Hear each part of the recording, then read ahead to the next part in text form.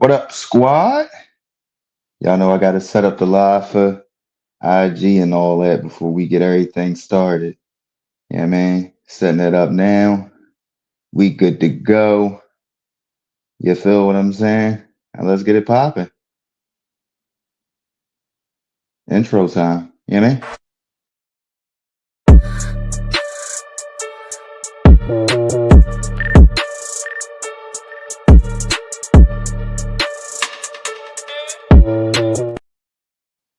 What up, squad? MizzyWorld Entertainment is back to present another episode of MadMizzy Sports.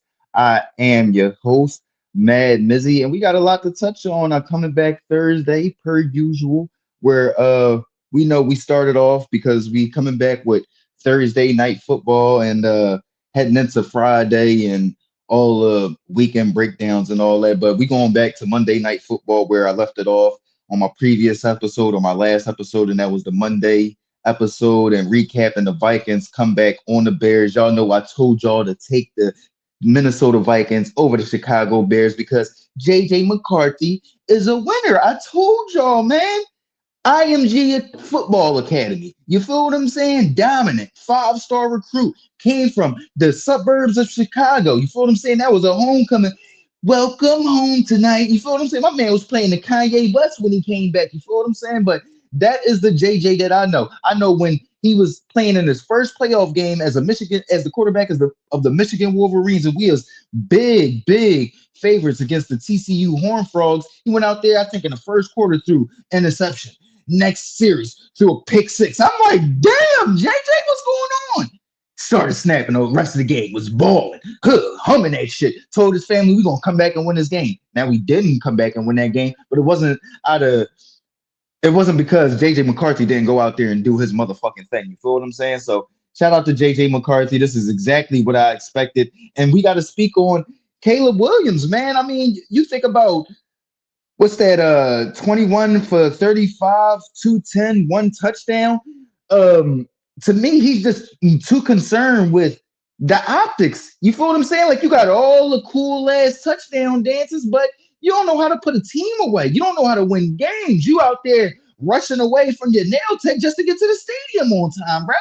I appreciate you going out there and supporting mental health and suicide prevention and all that, but bro, you win some games before you go start going out there and doing the nail polish thing, bro, and going ham on it, bro, or still continuing to do it. Win some games first before you start painting your nails again, bro.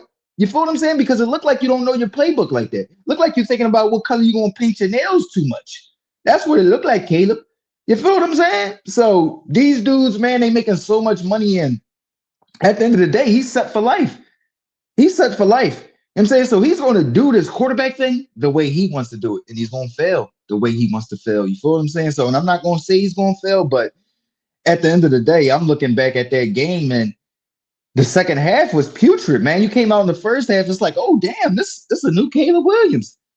Then the second half, it was putrid. When you see the quarterback that's from the city that you're playing currently in, that was in your same draft class, the number 10 pick versus you being the number one pick, and you don't turn it around. What are we doing?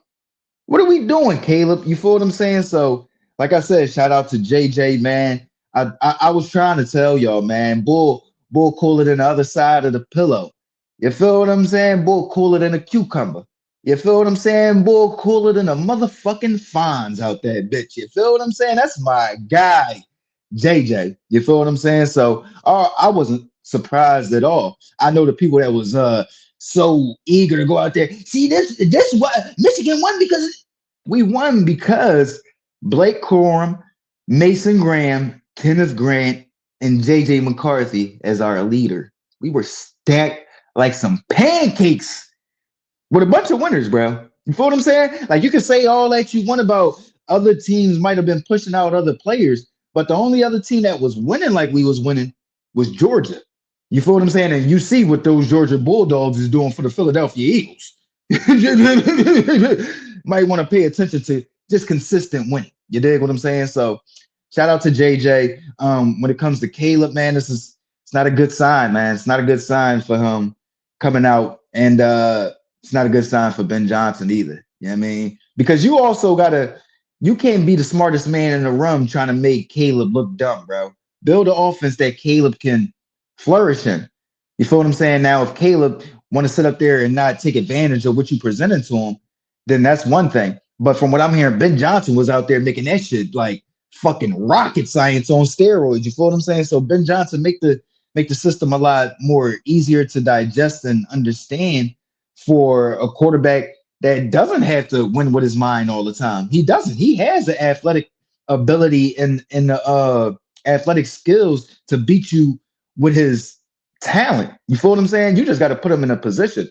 You shouldn't have to make it a chess game with Caleb Williams. But that is another thing that I was seeing throughout the offseason with Ben Johnson. He got a little bit of that I'm the smartest man in the room in him. You feel what I'm saying? And that's not always good when it comes to football. You feel what I'm saying? Like you still got to go out there and make the game easy, bro. You feel what I'm saying? You don't want to, oh, well, he just don't understand the playbook. Well, bro, simplify it for him. You feel what I'm saying? It's honestly that easy. You think motherfucking Andy Reid going out there and giving Patrick Mahomes the same offense that he was giving Alex Smith? No, because Patrick Mahomes can do shit that Alex Smith can't do. So he don't need to have the mental fortitude that Alex Smith did. You get what I'm saying? Caleb Williams doesn't need to have the mental fortitude that Jared Goff does. You feel what I'm saying? He just need to understand the game and where to go with the ball. And that's upon Ben Johnson to make that a simple read and decision. You feel what I'm saying? So listen, man, wasn't surprising to me. Made my record 2-1 so far. If it wasn't for the fucking Ravens blowing a 15-point fourth quarter lead, your boy would be 3-0 on primetime games so far. 3-0. Let's make this money, man. Let's make this money, man. You feel what I'm saying? But let's get over to some news or some talks that's floating around after week one. And is Josh Allen the best quarterback in the NFL? No. Josh Allen is not the best quarterback in the NFL. Right now, Josh Allen just staked this claim to being clearly the second best quarterback in the NFL. And that's coming from a person who I am a Lamar Jackson fan. I'm unapologetic, and I don't think this is a debate that is dead. But right now, Josh Allen is the number 2 quarterback in the NFL behind Patrick Mahomes. Lamar Jackson is 3. I will probably put Jalen Hurts at 4 and then Joe Burrow at 5 because of how Joe Burrow performed, how he continues to perform to start off the season. We can't just keep putting that on Zach Taylor. Like these Bulls not on the field, bro. They don't have no ideas. Listen, it's besides the point. But for me, Josh Allen right now just proved that he is right now clearly today the second best quarterback in the NFL, the adversary to Patrick Mahomes, and the person that Lamar Jackson has to go through as well now. You feel what I'm saying? Because he's got to lose a record to Patrick Mahomes. And we all know that Patrick Mahomes is the mountaintop for the entire NFL as far as quarterbacks, even Joe Burrow for you Joe Burrow slobbers. You feel what I'm saying? Main man ain't making playoffs in the past 2 years, but y'all still want to talk about something he did 4 years ago. That's besides the point. Everybody is looking up to Patrick Mahomes. But for right now, Lamar Jackson is looking up to Patrick Mahomes and Josh Allen, bro. You can't keep losing to Josh Allen. You can't keep losing to Patrick Mahomes, bro, but just beating on Joe Burrow. Beating on everybody else but Josh Allen and Patrick Mahomes. No, if that's the case, then you're number 3 right now. And I'm your biggest advocate. I'm your biggest fan. You know what I'm saying? By far. You feel what I'm saying? But what Josh Allen was doing was awe-inspiring. The passes he was completing, the fight he showed, the grit he showed, and then honestly, for him to come in and have that nonchalant, this the most important game because it's the next game type attitude was even more impressive because the Ravens coming there, oh yeah, we gotta show them this, that, and the third. We did that. Zay Flowers coming in doing the motherfucking the prom queen wave, all to blow a 15-point lead. Because Josh Allen didn't throw in the towel. Because Josh Allen refused. Because Josh Allen said, I'm going to apply that pressure. Y'all put the pressure. And that's what it was. Josh Allen was playing pressure free. The Ravens was playing with a bunch of pressure. You could tell. Because they was doing the yapping. Oh, we getting Zay Flowers back. Oh, Mark Andrews dropped the pass. Oh, this, that, and the third. Just go out there and play the game. But that's besides the point. Josh Allen right now is the second best quarterback in the NFL. And I think that whoever gets to a Super Bowl first, though, is going to have the argument for being Patrick Mahomes' adversary, especially if it's Josh Allen or Lamar Jackson. Joe Burrow got to get some regular season accolades. You feel what I'm saying? Can we do that first, please? You dig what I'm saying? Please.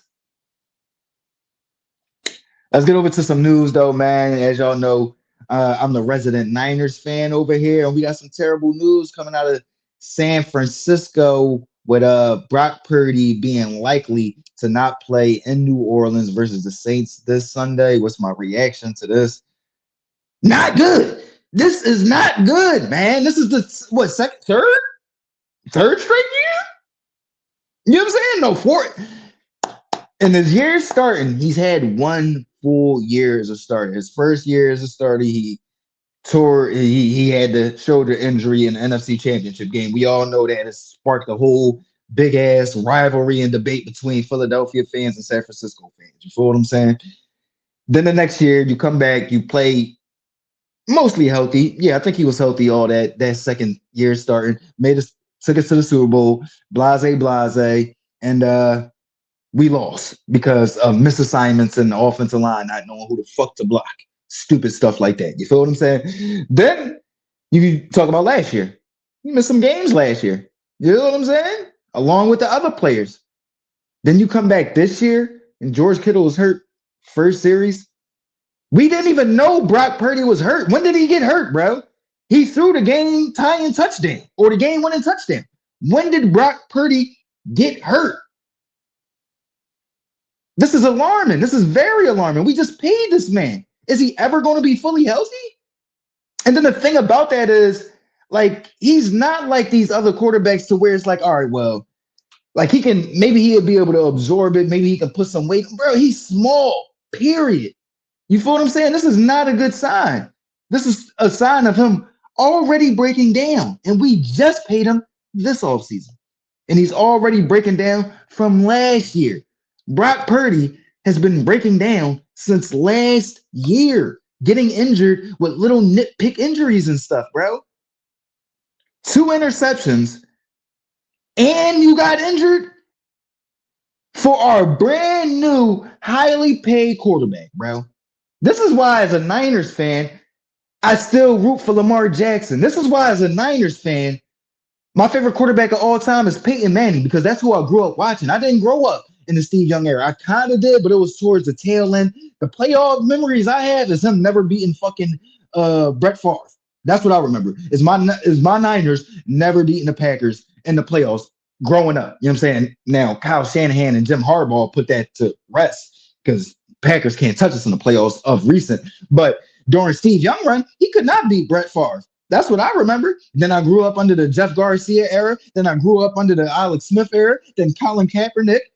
You feel what I'm saying? And now Brock Purdy or Jimmy G, then Brock Purdy. You feel what I'm saying? This is why. Because these dudes they not top guys. No matter what people want to say, Brock Purdy ain't one of those dudes. He ain't no Jalen Hurts. He ain't no Justin Herbert.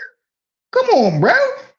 And he damn sure ain't one of those top of the mountain guys. And he get hurt. Come on, man. We got to do better, bro. This is a franchise that was built off of Joe Montana and Steve Young, bro. What are we doing?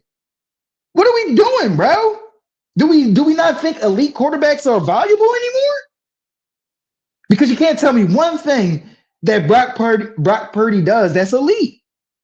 Or that he was doing that was elite. You feel what I'm saying? He doesn't have elite size. He doesn't have elite arm strength. He doesn't have elite speed.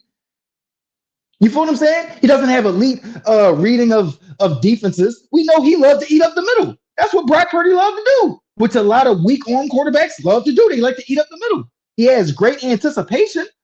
You feel what I'm saying? But I think elite anticipation, I think of people that got weak arms. You know what I'm saying? So this is not good. One healthy season out of his 4 years as the San Francisco 49ers starter is not a good omen. And he's small. You know what I'm saying? And then everything is to his throwing arm. You feel what I'm saying? The shoulder joint was on his throw, or the Tommy John that was on his throwing arm. His elbow now, his throwing arm. Last year, I forgot. I think it was shit on his throwing arm, but this is not good signs. You get what I'm saying? When you sign a quarterback, when the Baltimore Ravens re-signed Lamar Jackson, when the Buffalo Bills gave Josh Allen his extension this year, when the Chiefs signed motherfucking Patrick Mahomes, or when the Cincinnati Bengals signed Joe Burrow, they not thinking, oh, this man gonna get hurt immediately. This man ain't gonna go out there and have an MVP season immediately. You feel what I'm saying? He just got paid and he's hurt in the first game where we didn't even see the injury. This is alarming, bro. Super alarming. You walked off the field, bro. What is Kyle Shanahan talking about? I don't get it, bro. I really don't get it, man. I'm in utter shock. And now we got motherfucking Mac Jones coming in instead of Trey Lance, who Trey Lance is the backup for Justin Herbert.